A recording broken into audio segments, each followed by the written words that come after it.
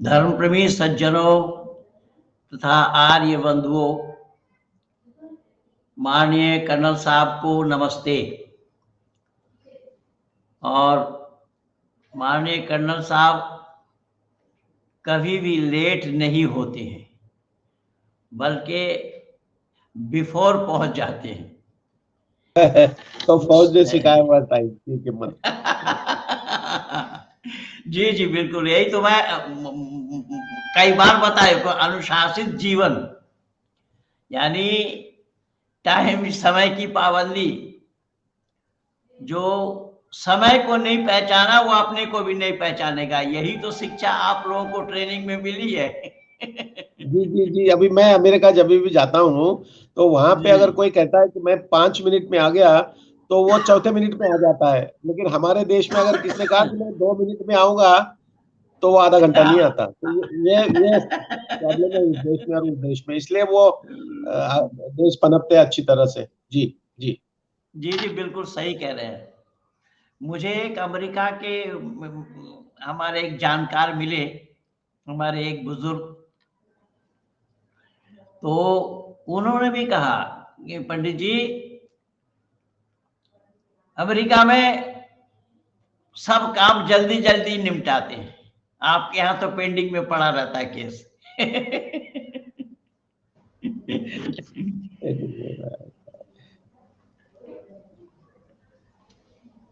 तो मैं सभी को नमस्ते करते हुए अपना कार्यक्रम को प्रारंभ कर रहा हूं। और जोगिंदर सिंह सैनी जी ने क्या लिखा है? नमस्ते पंडित जी। जोगिंदर सैनी फ्रॉम चंडीगढ़। पंडित जी, मैं आपके साथ 7 साल से जुड़ा हुआ हूँ। क्या बात है, क्या बात है, बहुत बहुत धन्यवाद। बहुत बढ़िया। ये माननीय जोगिंदर सिंह जी 7 साल से मेरे साथ जुड़े हुए हैं। आज का जो विषय है वो मैं आप लोगों को, उदय आर्य जी क्या लिखा है? सभी को सादर नमस्ते। जी नमस्ते नमस्ते नमस्ते नमस्ते।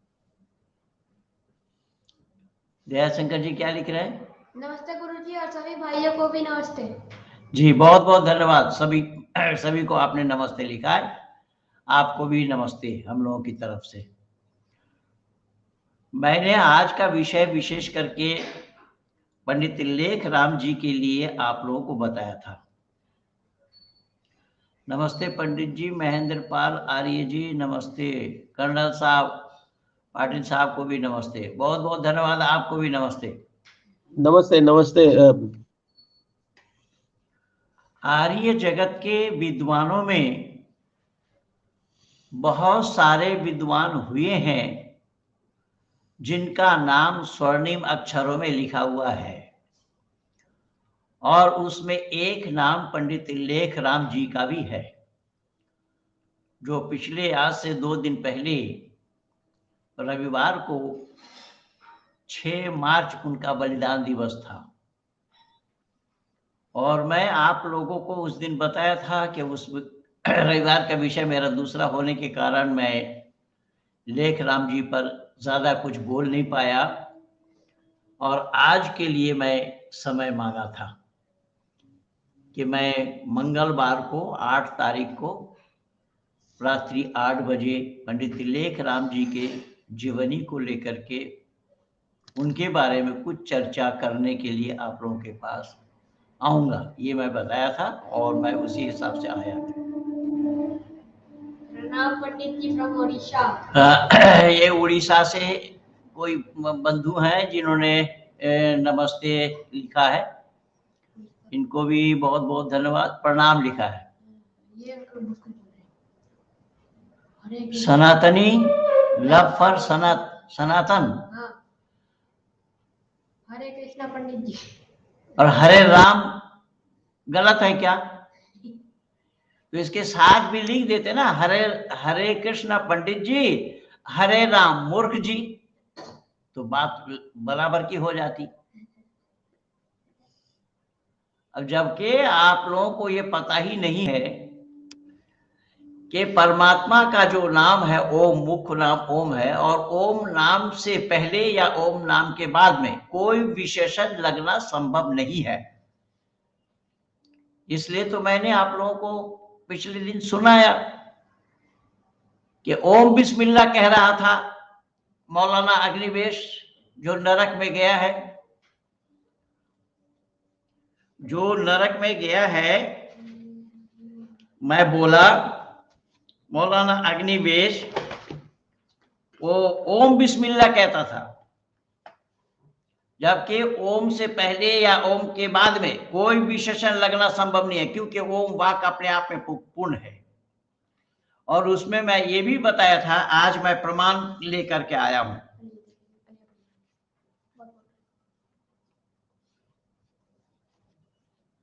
जस्ट में सर क्या लिखा है, पंडित महेंद्र पाल आर्य जी को मूर्ति पूजा करना चाहिए और सनातनियों का सम्मान करना चाहिए सही मायने में। आइए, बहुत मजेदार बात लिखी है इन्होंने, बहुत मजेदार बात इन्होंने लिख दिया है।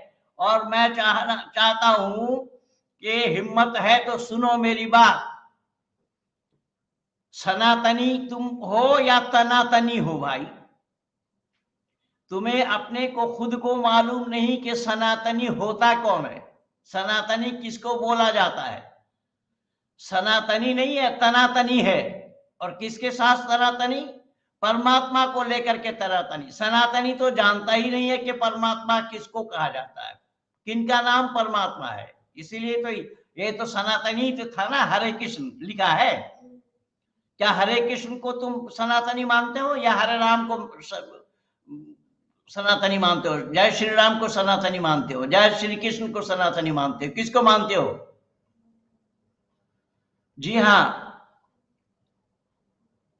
रजनीश बाबू, मैं रक्त साक्षी श्री पंडित लेख राम जी आर्यपति के बारे में ही जब पढ़ते हैं तो आंखों में अश्रुधारा बहने लगते हैं, गर्व भी होता है। बिल्कुल रजनीश बाबू, आपने ठीक लिखा है, पर मैं उससे पहले कुछ आंकड़ा दे दूं आप लोगों को। मैंने बोला कि जय श्री कृष्ण लिखा, और ये कह रहा है कोई मूर्खानंद, वो कह रहा है कि महेंद्र पाल को मूर्ति पूजा करना चाहिए। मूर्ति पूजा हमें करना चाहिए या तुम लोगों को मूर्ति पूजा छोड़ना चाहिए? आओ इसी पर ही बहस करो। मैं तो बुला रहा हूं कब से, सामने आने की इतनी हिम्मत है नहीं किसी की, क्योंकि सामने आने की मादा किसी में नहीं है। तो मैंने निवेदन किया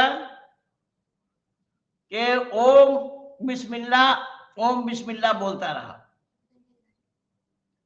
कौन?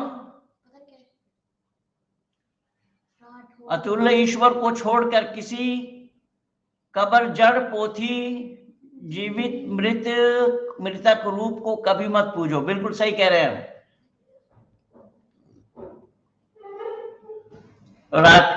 राठौर जी, अतुल्य ईश्वर को छोड़कर के तो अभी पढ़ा। तो मैं निवेदन कर रहा हूं कि बिस्मिल्लाह के साथ ओम लिखता रहा या ओम के साथ बिस्मिल्लाह पढ़ता रहा, जबकि ओम के साथ बिस्मिल्लाह का कोई संपर्क और संबंध नहीं है, और ओम से पहले या ओम के बाद में कोई विशेषण लगना भी नहीं है, ये मैं बता दिया हूं। लेकिन मैं निवेदन कर रहा हूं उसी अग्निवेश को, जो ये डॉक्टर मुमुक्षु, ये मुमुक्षु है या मुमूर्खु है, ये तो पढ़े लिखे लोग ही विचार करेंगे। ये कितना बड़ा दोगला है। मैं आज अपने फेसबुक पेज में भी दो फोटो लगाया हूं, व्हाट्सएप में भी भेजा हूं, और कितना बड़ा दोगला है मैं आज आप लोगों को प्रमाण भी दे रहा हूं। देखिए, ये है वो मुमुक्षु इधर जो बैठे हैं, ये है वो डॉक्टर मुमुक्षु, मूल रूप से जो पंजाब के रहने वाले हैं, मोगा के नहीं, पंजाब के धूरी के रहने वाले हैं, और वो महात्मा जी के सानिध्य में आकर के आर्य समाज में आए। धूरी वाले महात्मा प्रेम प्रकाश जी के सानिध्य में। अब देखिए, यहां माइक हाथ में लेकर मैं बोल रहा हूं, ये वैदिक सिद्धांत प्रशिक्षण शिविर लगा हुआ है। ये 92 की बात है। ये जो देख रहे हैं फोटो, ये आर्य समाज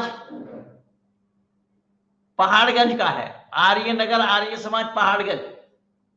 यहाँ पर हम हर महीना 2 महीना में वैदिक सिद्धांत प्रशिक्षण शिविर लगाते थे। उस शिविर में ये भाग लिया करता था ये। तो इसका मतलब ये है, आप लोग जान रहे हैं मैं शुरू से अग्निवेश का विरोधी हूं। ये उन दिनों में अग्निवेश का साथ नहीं था। यहां देख रहे हैं आचार्य भद्रकाम वर्णी जी बैठे हैं, ये बीच में स्वामी शिवानंद जी बैठे हैं, और मैं माइक में बोल रहा हूं। मैं माइक में बोल रहा हूं वैदिक सिद्धांत क्या है, और जनता जनार्दन बीच में बैठे हैं हॉल में। तो इससे ये साफ पता चला आप लोगों को कि ये डॉक्टर मुमुक्षु ये उन दिनों में अग्निवेश के पक्ष में नहीं था। एक फोटो और दिखाता हूं। ये जो देख रहे हैं ये डॉक्टर मुमुक्षु है। यहाँ पर बाएं हाथ में जो बैठे हैं ये भी एक डॉक्टर है, गायनोलॉजिस्ट थे ये, डॉक्टर कलकत्ता वाले, डॉक्टर NL दत्तोबनिक, नरेंद्र लाल दत्तोबनिक नाम था इनका। ये भी आर्य समाज पहाड़गंज में पहुंचे थे मेरे पास, और हमारे इस शिविर में उन्होंने भी भाग लिया। ये दोनों डॉक्टर बैठे हैं, और ये बीच में जो बैठे हैं देख रहे हैं ये ग्रीन पार्क आर्य समाज के अधिकारी रहे हैं।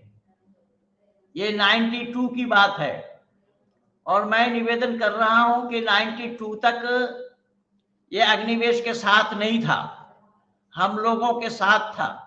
इसके बाद ये दिल्ली आर्य प्रतिनिधि सभा द्वारा संचालित हॉस्पिटल में ये हार्ट का चिकित्सा करता रहा। ये हार्ट स्पेशलिस्ट है, चिकित्सा करते रहे, और उन लोगों से भी कुछ अनबन हो गई, जिस कारण वहां छोड़ करके ये अग्निवेश के साथ मिले। और अग्निवेश का चमचा, पैर धोने वाला, अग्निवेश का थूक चाटने वाला, ये गद्दार मुमुक्षु, जिस अग्निवेश ने, मैं तो केवल ओम बिस्मिल्लाह का ही एक प्रमाण दिया हूं, ऐसा ही अलगाववादी नेताओं के साथ वो बैठे हैं। बहुत सारा प्रमाण मैं दिया हूं, वीडियो उजागर किया हूं, और शाहीन बाग, दिल्ली के शाहीन बाग में भी गए थे वो, और न मालूम क्या क्या नहीं किया। वैदिक सिद्धांत के खिलाफ सारा काम किया, केवल मुसलमानों को संतुष्ट करने के लिए।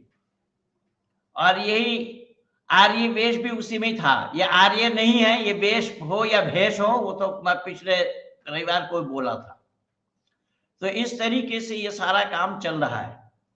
लेकिन मैं आज कुछ लाइनें पढ़ करके सुनाना चाहता हूं पंडित लेखराम जी के लिए, जो एक भाई ने रक्त साक्षी लिखा है। वाकई में पंडित लेखराम जी को ईश्वर को छोड़कर, कमेंट दिखा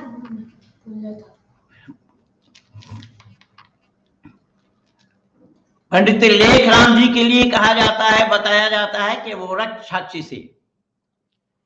और ये प्रेरणा उनको कहां से मिली? तो पंडित लेखराम जी का जन्म झेलम में हुआ था 1858 में, और मृत्यु लाहौर में हुई थी 6 मार्च 1897 में।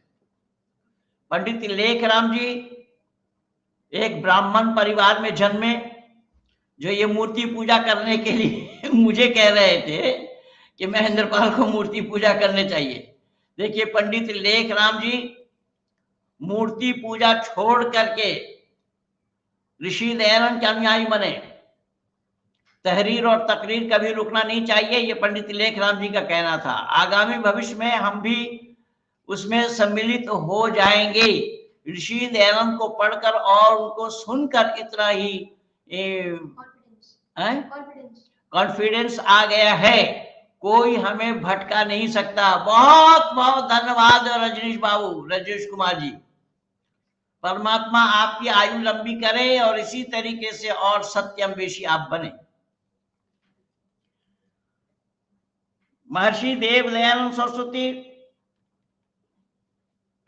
केवल और केवल वैदिक सिद्धांत को उजागर करने के लिए महर्षि देव दयानंद सरस्वती का भी जन्म ब्राह्मण कुल में हुआ, तिवारी परिवार में हुआ, तिवारी कुल में हुआ। उन्होंने मूर्ति पूजा को छोड़ा। मूर्ति पूजा को छोड़ने का कारण क्या है? वो तो शिवरात्रि के अवसर पर बहुत सारे आर्य समाजों में लोग शिवरात्रि मनाते हैं और बताया भी जाता है। तो शिवरात्रि के अवसर पर स्वामी दयानंद जो बने मूल शंकर शिवरात्रि का वो तांडव देखा, चूहा को कई बार शिवलिंग पर चढ़ते उतरते हुए। उस तांडव को देखकर वो छोड़े। क्या चंचल जी क्या लिख रहे हैं? पंडित जी की तर्क शक्ति गजब की थी। किसी ने सवाल किया था कि हिंदू अधिक संख्या मुसलमान कैसे बन गए, 7 कारण बताए, जिसमें मूर्ति की कुरीतियों के कारण हिंदू से मुसलमान बने।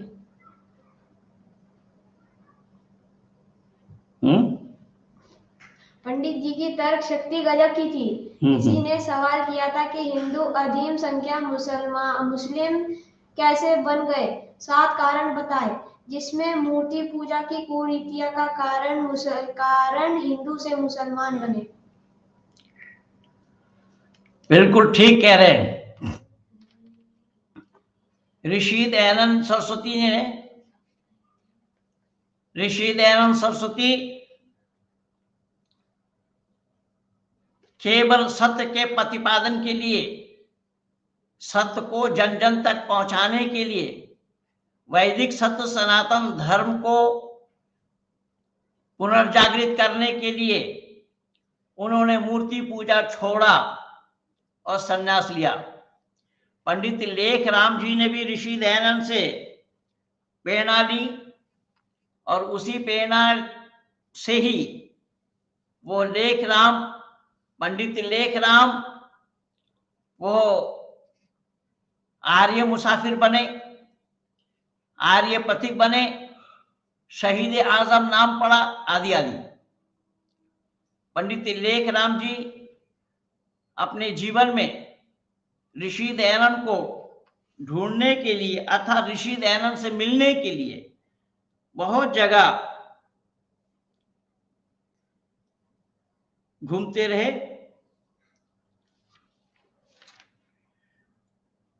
पंडित लेखराम जी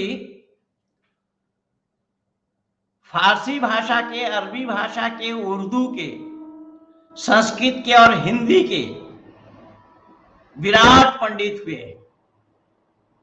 मैं दावा के साथ ये कह रहा हूं कि उनकी किताब को पढ़ने के लिए,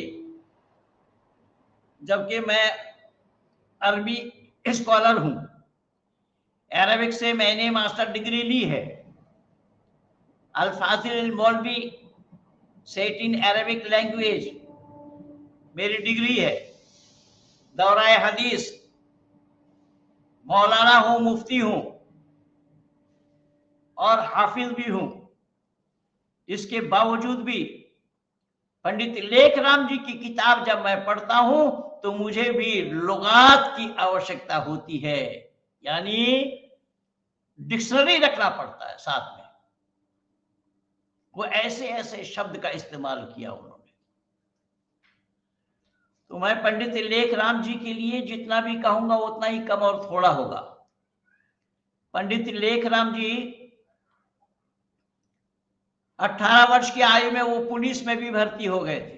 उनके चाचा जी भी पुलिस इंस्पेक्टर थे, उनके साथ वो पुलिस का काम सीखने के लिए भी यत्र तत्र घूमते रहे चाचा के साथ। 18 वर्ष की आयु में वो पुलिस में भर्ती हो गए, पुलिस इंस्पेक्टर बने और बहुत जिम्मेदार ऑफिसर बने। लेकिन उनकी सत्यगोई माने कन्नर साहब का मैं ध्यान चाहूंगा कि उनकी सत्यगोई से जो अंग्रेज अधिकारी थे वो संतुष्ट नहीं होते थे।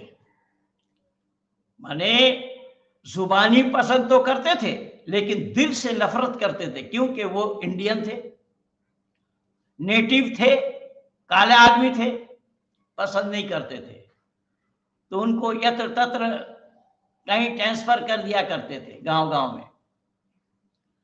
नीरज बाबू ने कुछ आर्थिक मदद भेजी है, बहुत बहुत नमस्कार, धन्यवाद आपको। नमस्ते गुरुजी। पाटिल साहब जी भी धन्यवाद के साथ। हमारे हिंदुओं से अनुरोध है, पहले पूजा क्या है उसको जाने और बाद में ज्ञान दीजिए, सही अर्थ क्या है पूजा का। देखिए, नीरज बिष्ट जी ने लिखा है कि हिंदुओं को पहले जानना चाहिए पूजा क्या है और किसकी पूजा करनी चाहिए। पूजा क्या, क्यों, कैसे, इसको जाने बिना पूजा करना संभव नहीं होगा। और पूजा करने के लिए आज मैं दिखाऊंगा, बताऊंगा कि ऋषि दयानंद ने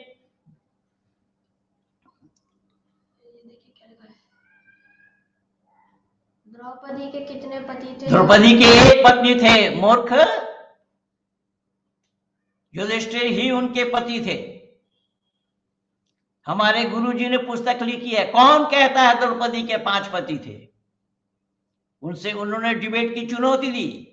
किसी के मां ने दूध पिला करके नहीं देखी कि हाँ उनके सामने मुकाबला करने के लिए आया। इसीलिए जानते नहीं हो, बकवास मत करो। और महेंद्र पाल के पास बकवास चलने वाला नहीं है, ना मैं किसी का बकवास सहन किया हूं और न करता हूं। हटाओ इसको। तो मैंने निवेदन किया कि पंडित लेखराम जी ऋषि दयानंद से अक्षरशः उनके सच्चाई को, सत्यता को अपने जीवन में उतारा और उसी तरीके से सत्य के प्रतिपादन के लिए ऋषि दयानंद के अनन्य भक्त बने, अनुयायी बने। पंडित लेखराम जी ने आर्य गजेट नाम की एक पत्रिका भी निकाली। उन दिनों में वो पत्रिका उर्दू में निकलती थी।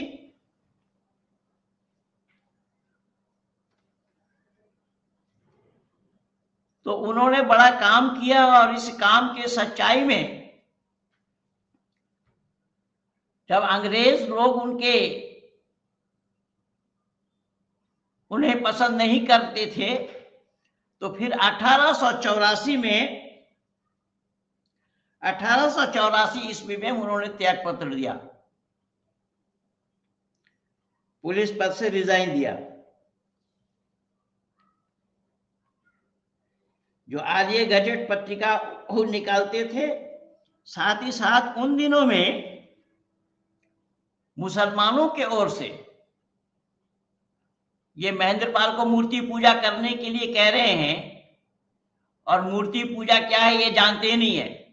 मुसलमानों का जवाब आज तक इन हिंदुओं से दिया गया क्या? कोई माई का लाल बता सकता है क्या? हाँ, किसी हिंदू ने मुसलमानों के आक्षेप पर जवाब दिया हो?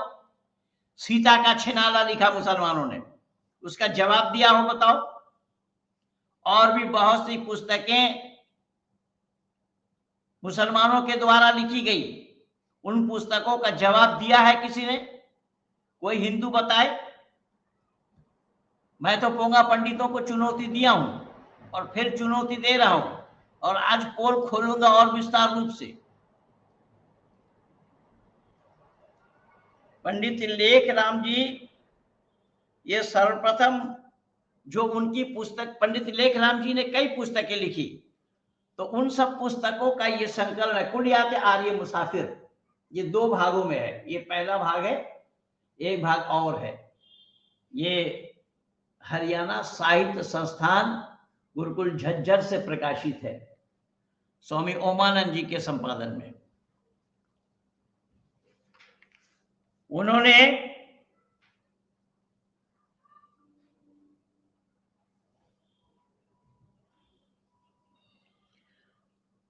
आर्य सनातन के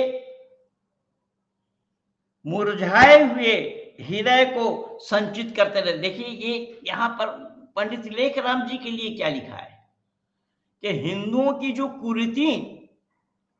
कुरीतियां घर कर गई थी और कुरीतियों में ये हिंदू आच्छादित हो गए थे, तो उनमें प्राण फूका और उन्होंने कादियानियों के साथ, कादियानियों ने मिर्जा गुलाम बशीर अहमद कादियानी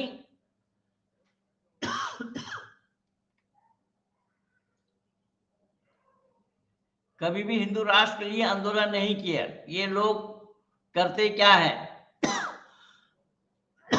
ना शादी ना बच्चे। कौन बोला शादी ना? आसाराम बापू के बच्चे भी, दोनों बाप बेटा दोनों जेल में है। तुम काले झूठ मूठ बीजेपी के बिल्ला लगा रखे हो। और बीजेपी कौन सा राष्ट्रवादी पार्टी है, उसमें केसरी के साथ हरा कैसे मिला हुआ? इतिहास पढ़ो पहले। बीजेपी के केसरी रंग के साथ हरा का मिलने का क्या कारण है?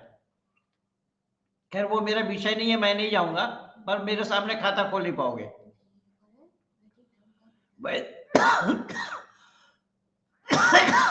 हाँ बिल्कुल सही कह रहे हैं, चंदन जी लिख रहे हैं, वैदिक धर्म का प्रचार न होने के कारण ही हिंदू मुस्लिम बन गए और बने हैं।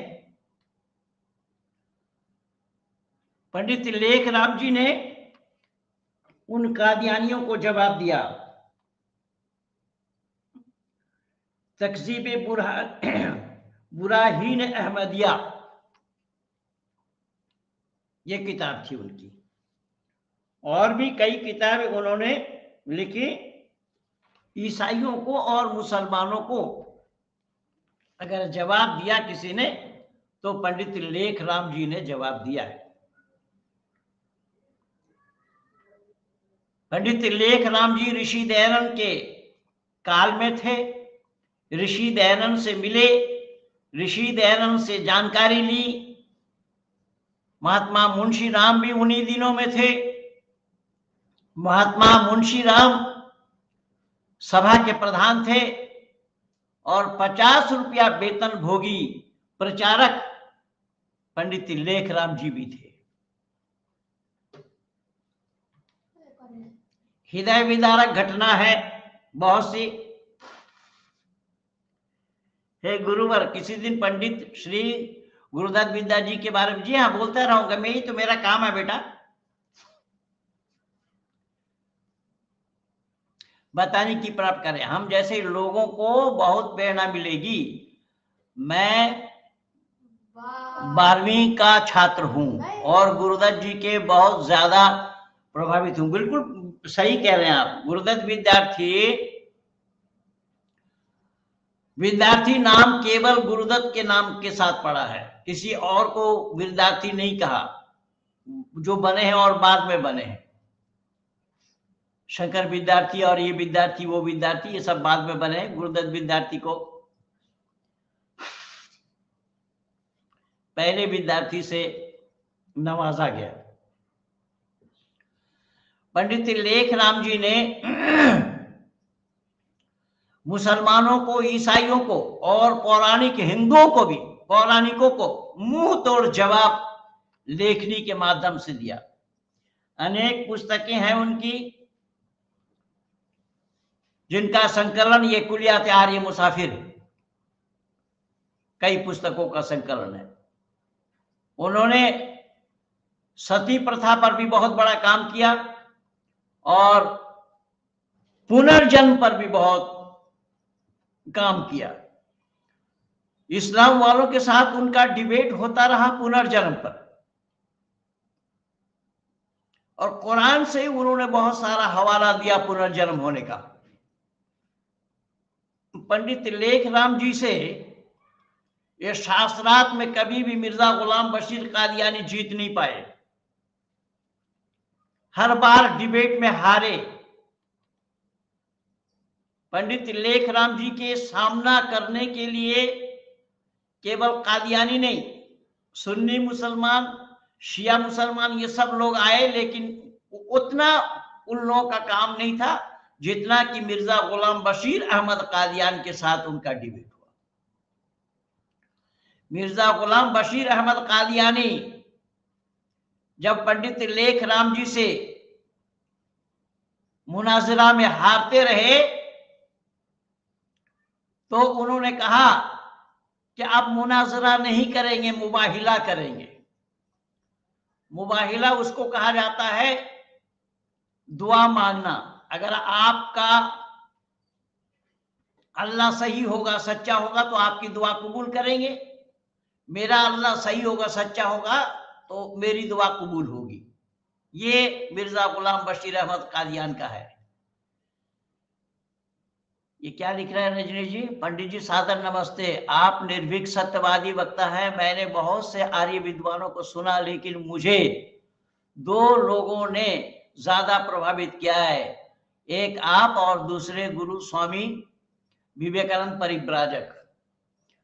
खैर, बहुत बहुत धन्यवाद आपको रजनीश शर्मा जी। आप हम विद्वानों को सुनते हैं, पसंद करते हैं, आपको बहुत बहुत धन्यवाद है, साधुवाद है। आप इसी तरीके से वैदिक सिद्धांत को तहे दिल से स्वीकार करते हैं, ये जानकर भी मुझे खुशी हुई। तो मुबाहिला जी, नमस्ते नमस्ते, मैं देख लिया। नमस्ते माननीय कर्नल साहब, नमस्ते। जी जी पंडित जी।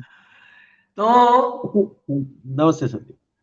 मुबाहिला जी, फिर मैं बता रहा हूं मुबाहिला क्या है। मुबाहिला वो है, पंडित मिर्जा गुलाम बशीर अहमद कादियान ने कहा कि अगर हमारा अल्लाह सही है तो हमारी दुआ कबूल हो जाएगी, और आपका अल्लाह सही है तो आपकी दुआ कबूल होगी। लेकिन मैं आप लोगों को ये बता दूं, पंडित तिलेक राम जी ने कहा कि वैदिक सिद्धांत में ये मना है, हम किसी के लिए किसी का कुछ नुकसान हो जाए तो वो प्रार्थना हमारे यहाँ करना निषेध है। परमात्मा ने मना किया है कि किसी का कुछ हानि हो ऐसा दुआ मांगो, ये संभव नहीं है, और अल्लाह ऐसी दुआ कबूल नहीं, यानी परमात्मा ऐसी दुआ प्रार्थना स्वीकार नहीं करते। लेकिन मिर्जा गुलाम बशीर अहमद अंधविश्वासी, वो कहाँ मानने वाला था? उनकी तो सब दुआ अल्लाह कबूल करते, वो अल्लाह उनकी सब दुआ कबूल कर लेते हैं। रब्बना वजअलना मुस्लिमैन लक व मिन ज़ुर्रिय्यतिना उम्मतन मुस्लिमतन लक व आरिना मनासिकना व तुब अलैना इन्नका अंतत तव्वाबुर रहीम। या अल्लाह से दुआ मांग रहे हैं मुसलमान अल्लाह से दुआ मांग रहे हैं काफिरों को जहन्नुम भेजने के लिए, जहन्नुम के आग में निक्षेप करने के लिए। वक़ाल नूह रब्बि ला तज़र अलल अर्द मिनल काफिरीन दय्यारा इन्नका इन तज़रहुम युज़िल्लु इबादक वला यलिदु इल्ला फाजिरन कफ़ारा। एक जगह नहीं, कई जगह आया है। हजरत नूह ने अल्लाह से दुआ मांगा, दुनिया को फना कर दे, ध्वंस कर दे, दुनिया का बेड़ा गार्क कर दे, दुनिया वालों को नष्ट नाबूद कर दे, हमें बचा और हमारे बीवी बच्चा को बचा, हमारे अहल वयाल को बचा, बाकी सब तबाह कर दे। लेकिन वेद में कतई मना है कि किसी का नुकसान हो जाए, किसी के नुकसान के लिए आप परमात्मा से प्रार्थना करो तो परमात्मा ऐसी प्रार्थना कभी भी स्वीकार नहीं करते हैं। लेकिन वो कहां मानने वाला था? तो मुबाहिला में भी पंडित जी तैयार हो गए कि मैं वैदिक सिद्धांत के विरुद्ध काम कर रहा हूं, वैदिक सिद्धांत में ये मना है। वैदिक सिद्धांत क्या है? आज तो आर्य समाज के विद्वानों के द्वारा वैदिक सिद्धांत का गला घोटा जा रहा है। पंडित तिलेक राम जी जैसे मनुष्यों का अपमान किया जा रहा है आर्य समाज के विद्वानों द्वारा। सभी को सादर नमस्ते। पंडित क्या लिखे? गुरुदत्त विद्यार्थी ने कहा था कि अगर मैं सारी संपत्ति जी हाँ, बेचकर अगर सत्ता प्रकाश खरीदूंगा तो भी उसका मूल्य कम है। ठीक है, बिल्कुल सही कह रहे हैं। तो मैंने निवेदन किया कि पंडित तिलेक राम जी ने बोला जब आप मान नहीं रहे हैं तो चलिए ऐसे करते हैं। तो ऐसा ही हुआ। तो पंडित तिलेक राम जी के जीवनी से ये मिला है कि पंडित तिलेक राम जी ने परमात्मा से दुआ मांगी कि इनको हैजे की बीमारी में मौत हो। जबकि मैं पहले ही बोल चुका हूं, ऐसी दुआ हमारी कबूल होती नहीं है, परमात्मा स्वीकार नहीं करते हैं। तथापि ये बात कैसे हुई? क्योंकि मिर्जा गुलाम अहमद कादियानी, मिर्जा गुलाम बशीर अहमद कादियानी अपने को नबूवत का दावा करने लगे थे। पैगंबरी का दावा करने लगे थे, और वो किस तरीके से झूठा हो रहा है इससे ये प्रमाणित हो रहा है। यही तो है बाबू पंडित, ये किताब तो मैं दिखाया हूं, कुलियात आर्य मुसाफिर। और इसमें मान्यता यह है कि जो पैगंबर हैं, जो पैगंबर की जहां अंतिम सांस रुकती है, जहां उनकी मौत होती है, वहीं पर उनका मजार बनता है। और मिर्जा गुलाम बशीर अहमद कादियान की मौत बैतुल खुला में हुई, यानी शौचालय में हुई, और शौचालय में मजार बनना संभव ही नहीं है। अब इससे वो भी वंचित हुए, इस्लाम से भी वंचित हुए, इस्लाम की दृष्टि से भी वो वंचित रहे। किससे? पैगंबर होने से। छीछा लेदर हुई उनकी, झूठा निकले, झूठा पैगंबरी का दावा करते रहे। तो इसी प्रकार से जब पंडित लेखराम जी शास्त्रार्थ में मुसलमानों को कहीं से भी कोई अवसर नहीं देते थे, कोई अवसर मिलना संभव नहीं होता था, सिद्धांत के बल पर, वैदिक मान्यता के बल पर सबका जवाब देना पंडित जी के बाएं हाथ का खेल था। जैसा कई बार आप लोग मुझे भी देखते हैं, मैं कई लोगों को निरुत्तर कर देता हूं तपाक से, ऐसा ही माननीय पंडित लेखराम जी हाजिर जवाब में अग्रणी थे। और सिद्धांतिक तौर पर कोई भी उनसे तर्क से जीत जाए, प्रमाण से जीत जाए, शास्त्र से जीत जाए, ऐसा संभव नहीं था। पंडित लेखराम जी अरबी के भी विद्वान थे, फारसी के भी विद्वान थे, उर्दू के भी विद्वान थे, संस्कृत के भी विद्वान थे, और हिंदी के भी विद्वान थे, अंग्रेजी के भी विद्वान थे। मैं दावा के साथ कह रहा हूं कि मैं जितनी तारीफ उनके लिए करूं उतना ही कम और थोड़ा होगा। लिखने में मेरे कलम की रोशनाई तो सूख सकते हैं या खत्म हो सकता है, लेकिन पंडित जी की तारीफ लिख करके मैं समाप्त नहीं कर सकता। पंडित जी की जीवनी को पढ़ने से इतना पता लग जाता है। पंडित जी ने पुनर्जन्म का बहुत सारा हवाला दिया। उदाहरण के रूप में, मां के पेट से एक बच्चा अंधा पैदा हुआ, तो इस्लाम वालों की मान्यता है कि अल्लाह ने उसकी आंख ले ली। पंडित जी ने कहा अल्लाह से क्या मतलब है उस आंखों का? अल्लाह किसी के आंख ले लेंगे तो अल्लाह न्यायकारी कैसे होंगे? अल्लाह पर दोष नहीं लगेगा क्या? इन लोगों के पास कोई जवाब नहीं था। और पुनर्जन्म पर मेरे भी कई विचार हैं। अब पिछले दिन आप लोगों ने देखा होगा, मैं दतियाना मुजफ्फरनगर उत्तर प्रदेश में बोल रहा था, एक मौलाना अपने जेब से नोट निकाल कर मुझे देने लगे, वो वीडियो भी लगा हुआ, उसको भी देखा होगा आप लोगों ने। तो कहने का तात्पर्य मेरा ये है कि आज ऋषि दयानंद के अनुयायी पंडित लेखराम वैदिक सिद्धांत को उजागर करते हुए विरोधियों को मात देते रहे। वैदिक सिद्धांत के खिलाफ उन्होंने कोई भी कदम नहीं उठाया। वैदिक सिद्धांत का प्रतिपादन करने के लिए उन्होंने अपने को निछावर किया, अपना बलिदान दिया। पंडित लेखराम जी जीवन की एक घटना है कि एक बार वो कई प्रोग्राम में गए थे, वहां से घर लौटे, उनकी माताजी ने बताई कि तेरा बच्चा बीमार है, तू तो बाहर है, इसको डॉक्टर के पास ले जा दवा करने के लिए। और इतने में कोई भाग करके आया और कहा कि फला जगह फला गांव में कुछ लोग मुसलमान बनने जा रहे हैं। माने कर्नल साहब, मैं हाथ जोड़ करके आपसे विनती कर रहा हूं, शब्द पर ध्यान दीजिए, कौन थे पंडित लेखराम। ऐसी उनकी जीवन की बहुत घटनाएं हैं। पंडित लेखराम जी से आकर के कहा कि फला गांव में कुछ लोग मुसलमान बनने जा रहे, पंडित लेखराम जी पुनः जो कपड़ा उतारे थे अपने शरीर से उसे पहन करके निकल पड़े घर से।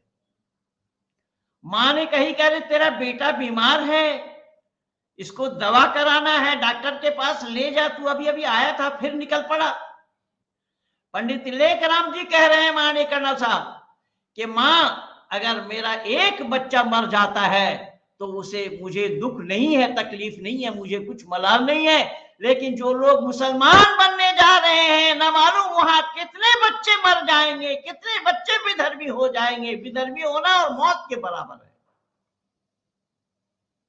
पंडित जी निकल पड़े, लेकिन जहां उनको उतरना था वो लोकल स्टेशन, छोटी स्टेशन थी, और वो एक्सप्रेस गाड़ी में चढ़ बैठे टिकट लेकर।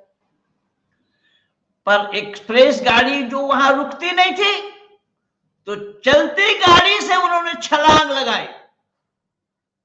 चलती गाड़ी से छलांग लगाकर पूरा लहूलुहान होते हुए पहुंचे उसी गांव में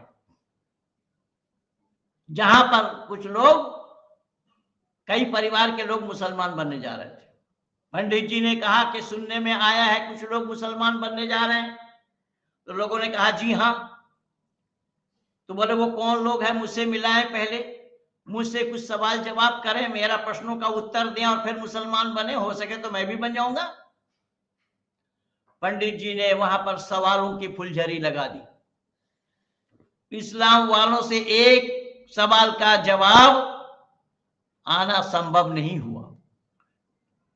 जब एक भी सवाल का जवाब नहीं दे पाए, निरुत्तर हो गए, जो हिंदू घराने के लोग मुसलमान बनने वाले थे उन्होंने भी देखा ऐसे दृश्य को।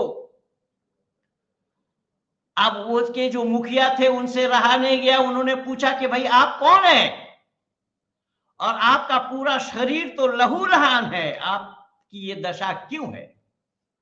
अब पंडित जी ने अपनी पूरी घटना सुनाई कि मैं आया इस तरीके से बाहर से घर, मां बोली के डॉक्टर के पास ले जा, मैं फिर चल दिया यहाँ के लिए। यहाँ किसी ने सूचना दी थी कि मुसलमान बनने जा रहे हैं। मैंने बोला एक बेटा मरेगा तो हमें मलाल नहीं है, हमें दुख तकलीफ नहीं है, लेकिन यहाँ कितने लोग भी धर्मी बन जाएंगे, इतने लोगों की मौत मुझसे सहन नहीं हुआ। मैं टिकट लेकर के ट्रेन में बैठ गया, लेकिन वो गाड़ी वहां रुकती नहीं थी। मैंने उस चलती गाड़ी से छलांग लगाई और ये लहूलुहान अवस्था में मैं यहाँ पहुंचा। तो माननीय कर्नल साहब, मैं आपको विश्वास दिलाता हूं कि उस कार्य जो मुसलमान बनने जा रहे थे, जो लोग, उनके जो मुखिया थे, उन मुखिया ने कहा क्या नहीं नहीं, जित सत्य सनातन वैदिक धर्म के लोगों में ये जोश है कि अपने जान मौत के गाल में रख करके हमें बचाने के लिए आए हैं, तो ऐसे सत्य सनातन वैदिक धर्म को मैं नहीं छोड़ता, या हम नहीं छोड़ते, हम नहीं छोड़ेंगे।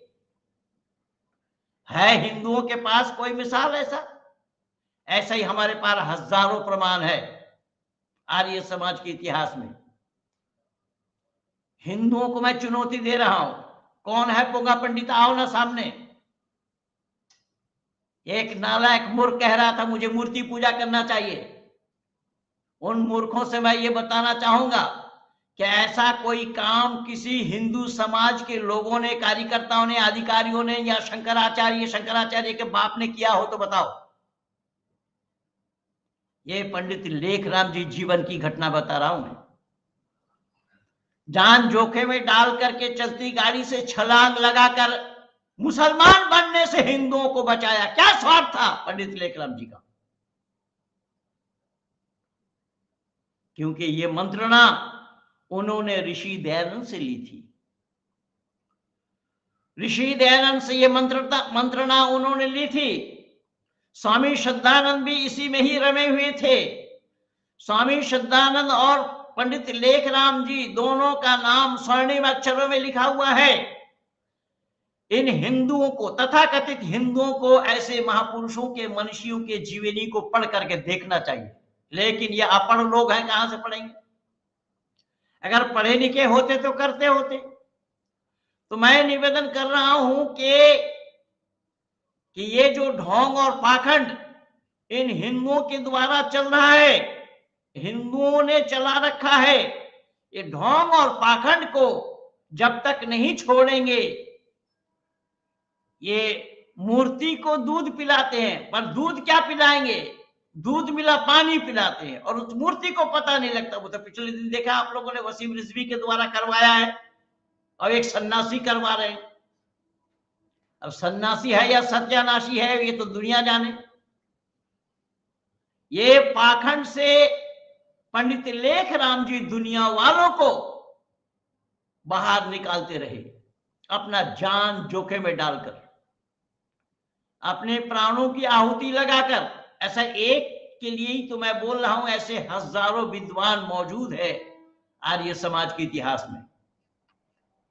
तो मैं निवेदन कर रहा हूं कि जिस वैदिक सिद्धांत की रक्षा के लिए हमारे मनुष्यों ने, हमारे महापुरुषों ने बलिदान दिया, अपने प्राणों की बाजी लगाकर लोगों को मुसलमान बनने से बचाया, मूर्ति पूजा करने से रोका, आदि आदि, ये सारा काम हमारे महापुरुषों ने करके दिया है। लेकिन कितना बड़ा दुर्भाग्य है आज, कि आज के शिवरात्रि के अवसर पर अभी अभी पिछले दिन 27 तारीख को, 27, 28, 29 जो मनाया लोगों ने, मैं कैसे बचा मुसलमान बनने से। इन पोंगा पंडित लोगों ने तो नहीं बचा पाए, न सिर्फ आपके द्वारा ही बच पाया, आज औरों को भी बचाने की। माने करना साहब, मैं हाथ जोड़ रहा हूं आपके सामने।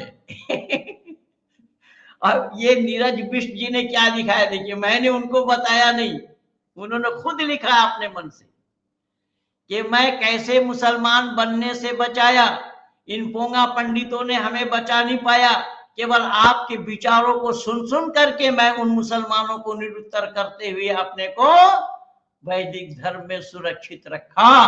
ये है सच्चाई।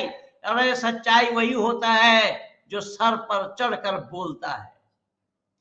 इन्हें मैंने नहीं सिखाया, नीरज बिष्ट जी ने खुद लिखा है अपने आप में, अपने मन से, अपने बीती घटना को लिखा है। पोंगा पंडितों से बचाया जाना संभव नहीं है। कोई पोंगा पंडित मुसलमान बनने से, ईसाई बनने से नहीं बचा पाएगा। इसलिए तो मैं पहले ही बता चुका हूं, मेरा वीडियो लगा हुआ है।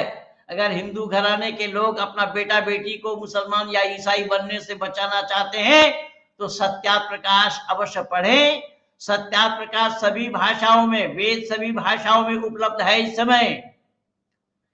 मैं निवेदन कर रहा हूं, जिस किसी भाषा में आप चाहेंगे उसी भाषा में आपको मिल जाएगा सत्यार्थ प्रकाश और वेद। सत्यार्थ प्रकाश मंगवाने के लिए इस नंबर से आप संपर्क करें। किसी भी भाषा में आप चाहेंगे उस भाषा में आपके पास हम पहुंचा देंगे। ये जिम्मेदारी हमारी और भाई मगनलाल जी की है। तो मैं निवेदन करने लगा हूं कि हमारे महापुरुषों ने बलिदान दे करके ये सारा काम किया है, लेकिन क्या लिखे? दयानंद जी अमर रहे। पंडित लेखराम जी एक महापुरुष थे, सबको सत्यार्थ प्रकाश पढ़नी चाहिए। जी बिल्कुल सही कह रहे हैं, बिल्कुल सही कह रहे हैं कजारिया जी। तो मैंने निवेदन किया कि इसी शिवरात्रि के अवसर पर आगरा के नायकी मंडी आर्य समाज में एक कुर्सी पर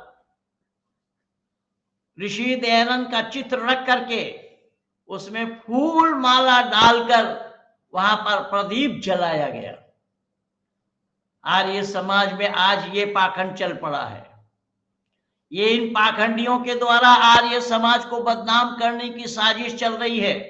इन्हें रोकने वाला कोई नहीं, टोकने वाला कोई नहीं, एक महेंद्र पाल आर्य को छोड़कर बोलने वाला भी कोई नहीं। मैं निवेदन कर रहा हूं, अभी अभी एक चित्र और हमारे मित्र ने भेजा है। आचार्य अखिलेश्वर जी शिव की पूजा कर रहे हैं।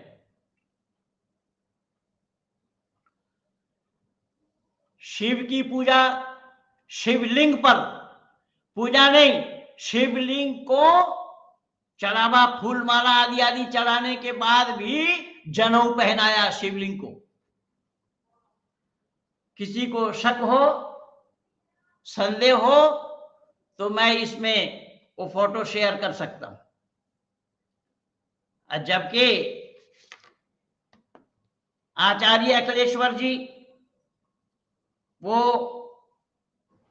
गुरुकुल के स्नातक हैं, गुरुकुल कालवा के स्नातक हैं, आचार्य बलदेव जी के शिष्य हैं। इसके बावजूद भी जब से वो प्रचार कार्य में उतरे, वो वेद पर प्रवचन नहीं करते हैं, वो गीता की कथा करते हैं।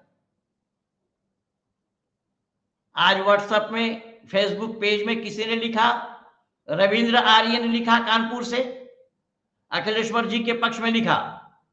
तो फिर उसके जवाब में मैंने लिखा कि अखिलेश्वर जी को मैंने तो 2 बार टोका, एक बार गुड़गांव में और दूसरी बार अनारकली मंदिर दिल्ली में प्रादेशिक सभा में, क्या आप गीता की कथा क्यों करते हैं? ऋषिवर देव दयानंद ने आर्य समाज के 3रा नियम में लिखा है, वेद सब सत्विद्याओं की पुस्तक है, वेद का पढ़ना, पढ़ाना, सुनना, सुनाना सब आर्यों का परम धर्म है, और आप गीता की कथा करते हैं। गीता की कथा के लिए तो ऋषि दयानंद ने कहीं पर भी नहीं बोला, और आचार्य अखिलेश्वर जी ये गीता की कथा करते हैं। और ये शिवलिंग पर, ये जो पवित्र शिवलिंग को ये जो पवित्र पहनाए हैं, जबकि ये संस्कृत विद्वान है, इनको मालूम है। ये फोटो दे दो। ओम यजो पवित्रम परमं पवित्रम प्रजापति ये सहजम पुरुषात आयु समग्रम प्रतिमुंच शुभ्रम यजो पवित्रम बलमस्तु तेजः। ओम यजो पवित्रमसि यजसत्वा यजो पवित्रेण उपहनयामि। ये है मंत्र। जब आप यहां पर ये बोल रहे हैं प्रजापति प्रदत्त यजो पवित्र परम पवित्र है, अब परम पवित्र है यज्ञ पवित्र हम बोल रहे हैं, लेकिन उस शिवलिंग के पत्थर को क्या पता है वो पवित्र है या पवित्र? वो पत्थर को कैसा पता लगेगा?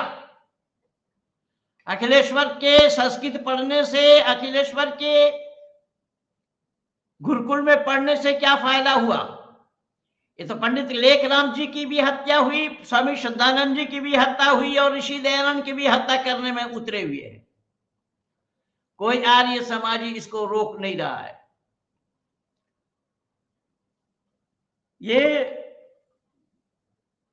ये शुभ्र शुद्ध ये जो पवित्र मुझे आयु बल और तेज प्रदान करने वाला होवे, ये कहा गया है इस यज्ञ पवित्र वाला मंत्र में। यज्ञ पवित्र क्या करे? आयु, तेज, आयु और बल को तेज होने के लिए वो वेद मंत्र का उच्चारण किया गया, वेद मंत्र का पाठ किया गया। ये वीडियो दिखा दो। ये वीडियो दिखा दो। वीडियो नहीं, खाली फोटो रहे। अच्छा, फोटो लगा के रख। मैं पूछना चाहता हूं आचार्य अखिलेश्वर जी से और इन पूजा करने कराने वालों से कि उस पत्थर, देखिए पत्थर पे पंडित हाथ रखे हुए हैं, ये देखिए ये शिवलिंग, इसमें ये आयु बल को तेज करने के लिए इस पत्थर से क्या मतलब है? वो पत्थर क्या जाने क्या आयु बल तेज होना चाहिए या नहीं होना चाहिए? यहां हटा करके देखा ये जो पवित्र पहना रहे हैं।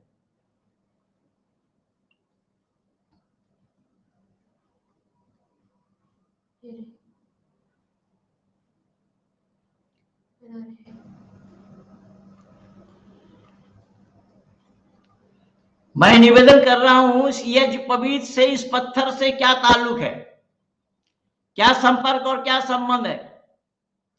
ये कितना बड़ा दुर्भाग्य है कि आज सत्य सनातन वैदिक धर्म को ऋषि दयानंद ने, हाँ ये जो पवित्र रखा है इसमें,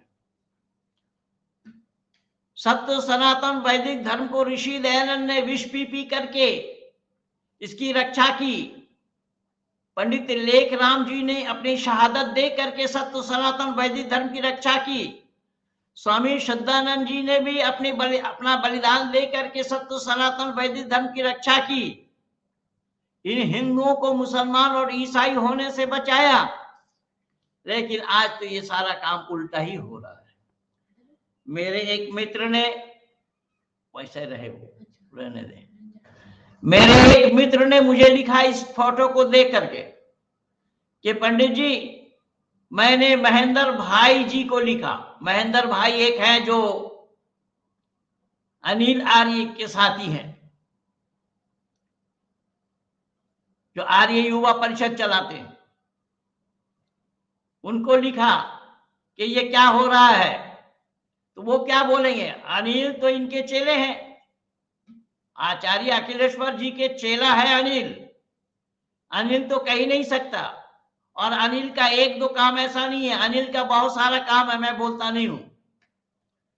कहने का तात्पर्य मेरा यह है कि हमारे पूर्वजों ने जो बलिदान दिया, हमारे पूर्वजों ने जो जान जोखिम में डाल करके इस वैदिक संस्कृति की रक्षा की, हमारे पूर्वजों ने इस वैदिक परंपरा को जन जन तक पहुंचाने के लिए अपने प्राणों की बाजी लगाई, क्या उसके एवज में आज हमें यही देखना पड़ेगा? और वो भी आर्य समाज के विद्वान कहलाने वाले लोगों के द्वारा ये काम हो रहा है। आप जैसे पंडित की पूरी दुनिया में जरूरत है। आप दमन आए हैं कभी? हम दमन क्या आएंगे बाबू, हमें तो दमन करने में लोग लगे हैं, हमें लोग दमन करने में लगे हैं। मैं दमन क्या आऊंगा? कभी प्रोग्राम बनाइए तो आ भी जाएंगे। वैसे ही बहुत सारे मेरे मिलने वाले हैं, मेरे टच में बहुत सारे, फेसबुक में, व्हाट्सएप में हैं बहुत सारे लोग।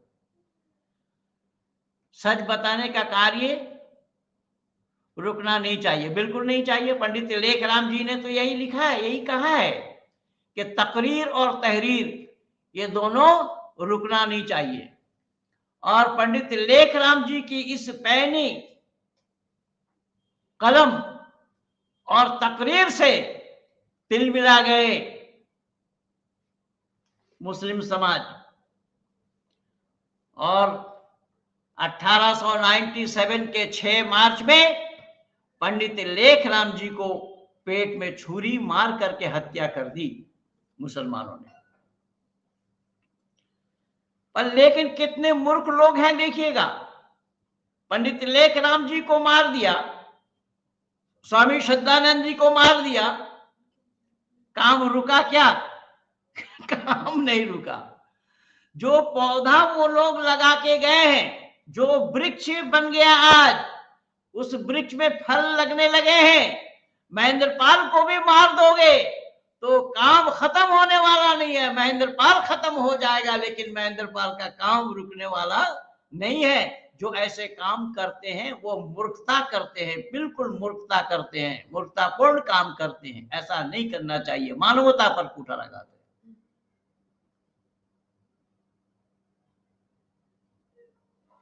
परमात्मा का निज नाम सिर्फ ओम क्यों है, अन्य क्यों नहीं? जवाब दें। तुमने जो ओम लिखा है, ये ओम है या ऊ है? पहले ओम लिखो। ओम कैसा लिखा जाता है वो लिख करके दिखाओ। तुम भिक्की हो या फिक्की हो, तुम्हें मालूम नहीं है कि ओम कैसा लिखा जाता है? तुम्हारा नाम भिक्की क्यों है? माँ बाप ने भिक्की लिखा? क्या नाम रखा तुम्हारा? परमात्मा का ओम नाम इसलिए है कि ओम में 3 अक्षर है, आकार, उकार और मकार। पूरी दुनिया इसमें समाई हुई है। ये त्रैतवाद के द्योतक है। सृष्टि, उत्पत्ति और प्रलय, ईश्वर, प्रकृति और जीव, आदि आदि। कभी ओम नाम की व्याख्या सुन लेना, बताऊंगा मैं। पहले ओम को सही करो। ये ओम नहीं है, ये ऊ है। ऊ, बड़ा ऊ के ऊपर चंद्र बिंदु लगाओ तो ओम कैसे हो जाएगा? ऊ हो जाएगा। ऊ। तो पहले सीखो, और सीखना आर्य समाज में आने के बाद, सत्यार्थ प्रकाश पढ़ने के बाद ही सीख पाओगे। खैर, तो मैं ये निवेदन कर रहा था, इस तरीके से पंडित लेखराम जी को इन्होंने दुनिया से छुट्टी करा दी। 1897 के 6 मार्च को लाहौर के अंदर हमारे विद्वान अपनी शहादत दे गए केवल और केवल सत्य सनातन वैदिक धर्म की रक्षा के लिए, वैदिक परंपरा की रक्षा के लिए, वेद को जन जन तक पहुंचाने के लिए। ये काम तथाकथित किसी हिंदू से नहीं हुआ और ना ये कर पाएंगे, न हो पाया, न हो पाएगा कभी। इसलिए मैं जितना भी बोलूंगा उतना ही कम और थोड़ा होगा। माननीय कर्नल साहब से मैं हाथ जोड़ करके विनती कर रहा हूं कि मैं माननीय पंडित लेखराम जी की जीवन की कुछ बातें, घटना तो हृदय विदारक है, अनेक घटनाएं हैं उनकी जीवन की, मैं थोड़ा थोड़ा उठा करके 2-4 शब्द आपके बीच में रखा हूं और आपसे विनती कर रहा हूं कि आपने भी अपने पूर्वजों की शहादत इसी सत्य सनातन वैदिक धर्म की रक्षा के लिए किस तरीके से दिया है। किसी ने किसी को विष दे करके मारा, किसी ने किसी को छुरी मारी, चक्कू मार दिया और किसी ने किसी को गोली मारी, लेकिन काम रुका नहीं है, काम निरंतर बढ़ता चला गया। लेकिन आज आर्य समाज के विद्वान कहलाकर उसी वैदिक सिद्धांत का गला घोट रहे हैं, वैदिक सिद्धांत पर कुठाराघात कर रहे हैं, वो भी मैं सब आपके बीच में रखा हूं। तो आपसे विनती है कि 2 शब्द आप जरूर कहें कि हमारे महापुरुषों ने किस तरीके से बलिदान देकर के सत्य सनातन वैदिक धर्म को, वैदिक परंपरा को बचाया है। माननीय कर्नल साहब।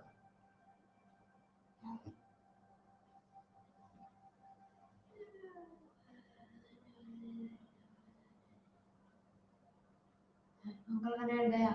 नेट गया अंकल का, नेट गया अंकल का, हट गया, खत्म हो गया।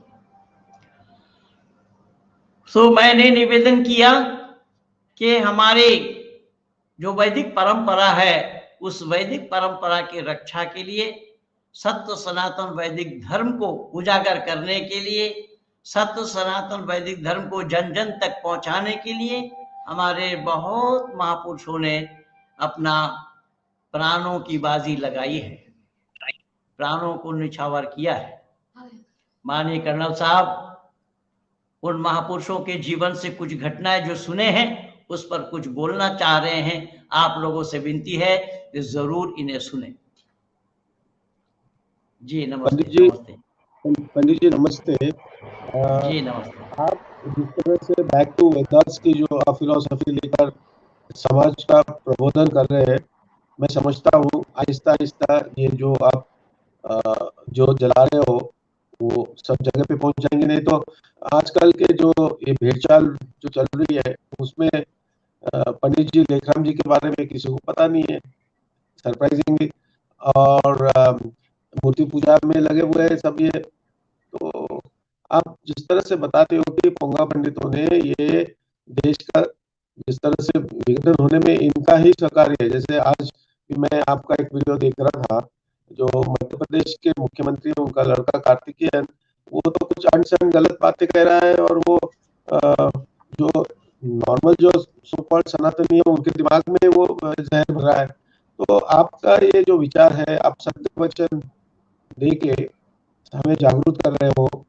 और आपके तरफ से इतना सीखने के लिए है। हम प्रत्येक शब्द आपका एक जिस तरह से हम कहते हैं ना, उसकी वैल्यू एक सोने के बराबर है। तो पुनश्च आपको नमस्ते पंडित जी।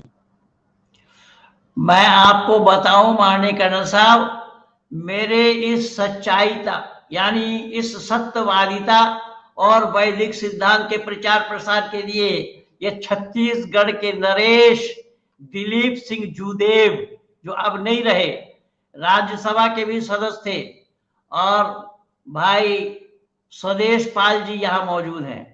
देखिए दिलीप सिंह जूदेव ये हमसे कह रहे हैं कि पंडित जी आपके इस सत्यवादिता और सत्य सनातन वैदिक धर्म की रक्षा के लिए कभी कोई जरूरत पड़े तो एक बार मुझे याद कर लेना।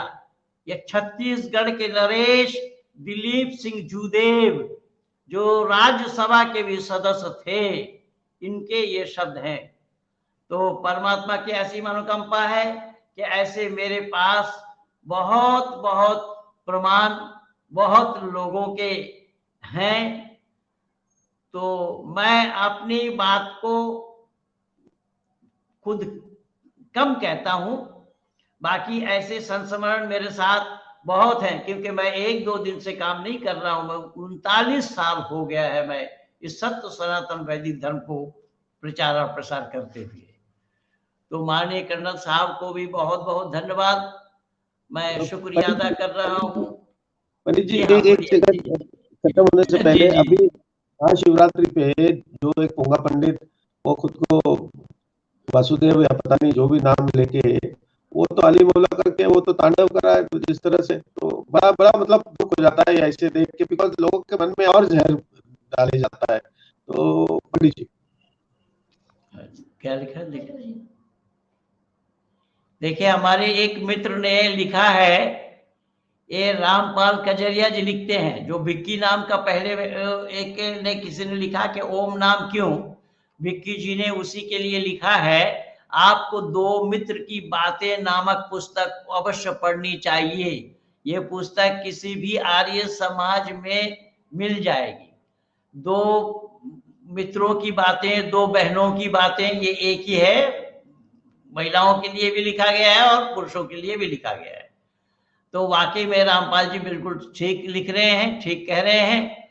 तो ऐसे लोगों को मैं बोला, तो ये तथाकथित हिंदू जो पोंगा पंडित लोग हैं, ये सब लोग पढ़ करके नहीं देखते हैं सच्चाई कहाँ है।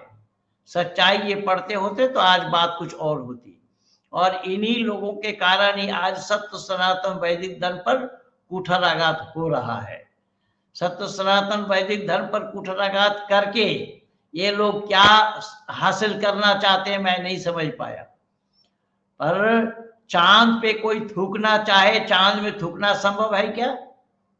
बिल्कुल संभव नहीं है। इसलिए मैं चाहूंगा कि अधिक ना बढ़ता हुआ इन्हीं शब्दों के साथ मैं वाणी को विराम की ओर ले जाऊं।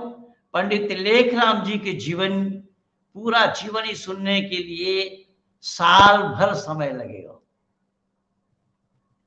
क्योंकि 1858 से लेकर के 1897 तक की उनका जीवन रहा है।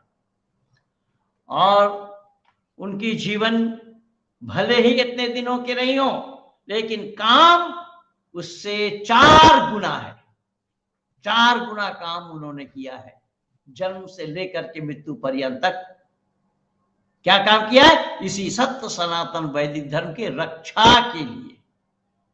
केवल हिंदू घराने वालों को मुसलमान या ईसाई होने से बचाने के लिए ही उन्होंने प्राणों की आहुति दी, या हिंदुओं के पास है इसके एवज में ये कर्जा चुकाने के लिए? पंडित लेखराम जी की ये बलिदान की कर्जा हिंदू समाज के लोग चुका सकते हैं। मैं संपूर्ण हिंदू समाज को कह रहा हूं, हिंदू समाज के लोग चुका सकते हैं क्या? संभव नहीं है। मैं समय दिया हूं, आज यहीं तक ही मैं अपने को रोक रहा हूं, आगे न बढ़ता हुआ। अगले रविवार मैं नहीं हूं, ये मैं आपको लोगों को पहले बता दिया था, इसीलिए आज मंगल को मैं आया।